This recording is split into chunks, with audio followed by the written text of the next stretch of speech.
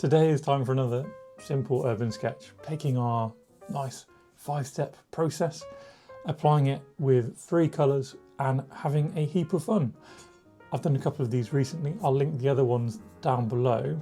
So if you enjoy this one, you've got more to watch and more to sketch along with. Now the starting point for a good urban sketch, a good urban sketching session is a little bit of warm up, and that lets us maybe in the next 2 minutes just examine our scene a little bit. Now the first thing I'm going to do is look at my scene and think about shapes. So how can I break this scene down and find different aspects as different shapes? We've got an obvious triangle at the top, another triangle underneath, a triangle above it. Lots of triangles today. Then we've got these kind of sticky uppy rectangles, a nice arch kind of shape underneath for the window. The church itself, just a big rectangle, isn't it? Another arching shape. Then coming across, we just check, how does the roof that comes across align with everything else? We can find that as a kind of rectangle with a little bit cut off. And by moving around and just seeing what happens, we can get our eye in, we can make those sort of obvious mistakes. We'll find something's a bit too big or a bit too small. Now, the other thing that I've been doing here is just capturing the lines. They're quite straight, they're quite rigid. And what we want to do is also just think about loosening up that line. For example, our tree, perhaps our tree, we want to just bring in a little bit of that texture to it. We can just have a go at that now to sort of practice. Do we want it like that? Do we want it bigger textures, more focused on the light and dark? Try little bits of hatching in there and see what's your version of each thing that you're going to try and capture in the scene. Then to get this more connected, we can bring all our eyes together. Then to get this more connected, we can bring all our ideas together. And this is where I might do a bit of a light continuous line. Now here I'm going to show you something really important. If I just go a little bit mad, make some obvious mistakes, wiggle up and down the page, and just, obviously crazy, too much going on the page. But we don't need to worry too much as long as we're keeping it nice and light. And this is probably getting a little bit dark down in this corner. As long as it's light enough, these mistakes, we don't need to go back and correct them straight away. Because later on in our process, we're going to be bringing in bold lines. And what happens if I kind of come back on top of this sort of madness, this chaotic scramble with some bolder lines? Well, we start to uncover the structure to the image again. So it doesn't matter all of those little mistakes, unless they're really bold. If you make them bold, if you overcorrect them, we'll be going down the wrong path. But if you keep them light and loose, we can bring back that structure. So there you go, a couple of minutes of warming up where we've just started to practice some ideas. And now let's launch into the scene.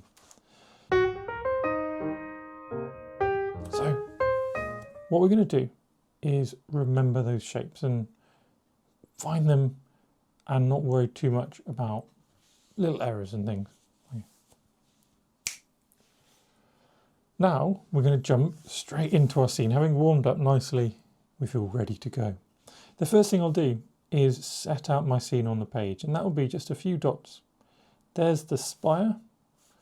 Then underneath we've got these kind of the triangle shapes, so little dots here and here. Then all the way down to the bottom of the church, little dot there. The pavement will come round like this. Everything else I think will flow. Everything else doesn't need to be so perfect or correct. So with that in mind, let's go. Now I would often start on the point of interest, because if I get the point of interest in, it's not going to matter too much if not everything else is in perfectly. And from there I'm going to flow downward, remembering my shapes, keeping that line nice and loose. Now it's my personal preference to do a lot of joined up lines, but that doesn't mean I have to do everything joined up.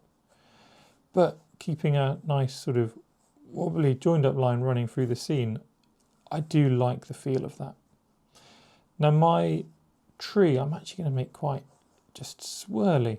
A few little, we'll call them tree marks, a few little sort of distinct dits and dots for the leaves, but not too much.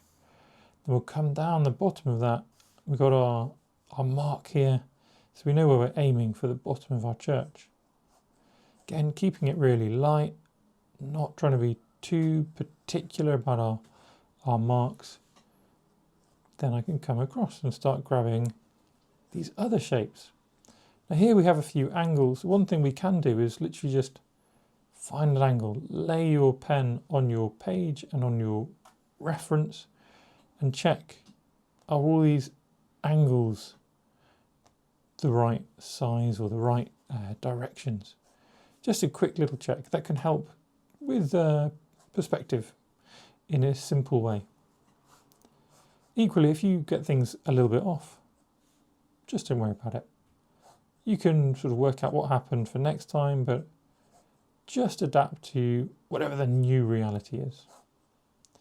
Now we are almost there, aren't we? We're almost there with our scene. The last bit is just to think about the kind of context, what's going on in front. Got this pavement coming around, and there's a lot of busyness back here, which I might just add in.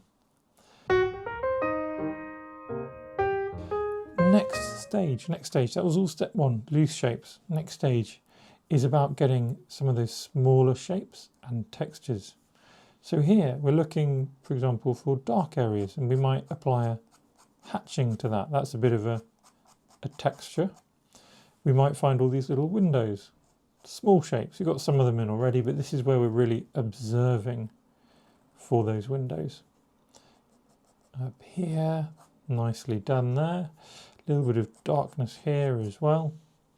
There's some fun little textures up on the top of the tower, and there's a lot of darkness underneath.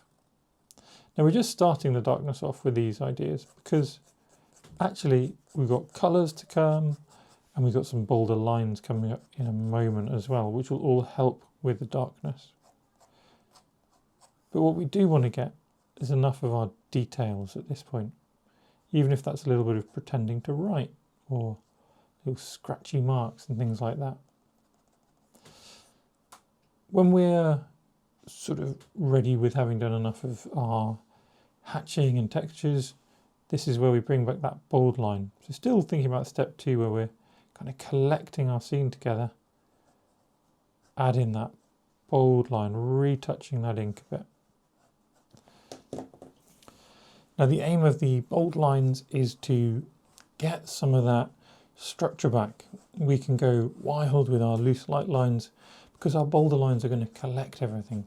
So we're just looking for the key shapes, the key contrasts, sort of outlining those key textures, nothing crazy. And try not to overdo it. Try to leave some things a little unsaid. Now with this, we're not trying to make everything bold, but we are trying to bring the key structure in and suggest enough details and enough kind of bold contrast that our scene starts to become really interesting. So we start to get all that kind of busy feeling, but not overdone. So we're getting nice contrast running through. We're getting a feel for what's happening on the page. And there we go. Spoken for.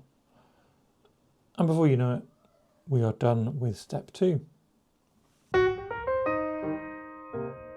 Now, step three, we get to play with our colours. And what we're going to do, we're going to play with 3, maybe 4 pigments. And we're going to start with a nice sky. So use a really big brush. I've got a very big brush here in my hand. Look how big that is. This is a size 24 round brush. But look, because of that, I can kind of paint almost all the scene with one big mark, one big brush stroke. I can do some big splatters to add some interest, and this brush just carries so much pigment around with it. It guarantees a nice smooth wash if we just let things flow around. I might introduce an extra something into the sky. This is a bit of Cobalt Turquoise, which will give a different sort of brightness And these splatters are absolutely fun to include already, especially in the sky, as a light loose wash. Underneath, what's the main tone or thing we have? We have this warm orange, don't we? So I'm going to use a light red. Now you could mix this with a bright red and a bit of yellow, or I've actually got a colour called light red, which is very convenient. It's a bit like a sort of bright Indian or English red. And that I'm going to just drag through the scene. Doesn't need to be painted specifically at all. We can literally just allow it to pool through, and then we get all these nice gaps, these little white areas, which are really important for our contrast. To play with that idea, let's get some yellow, just touch that in, little bits here and there, and that's going to move around. We can even pick up a bit more of our light red and let that move around. Now underneath, got a couple of things, haven't we? We've got this tarmac, so mixing my orangey red and my blue together, I'll get something neutral, and that can create this tarmacy feel, this tarmac colour underneath. And I reckon today we will paint the greens. So I'm going to get my yellow, a little bit of that neutral, and a nice bit of blue, maybe even a bit of turquoise.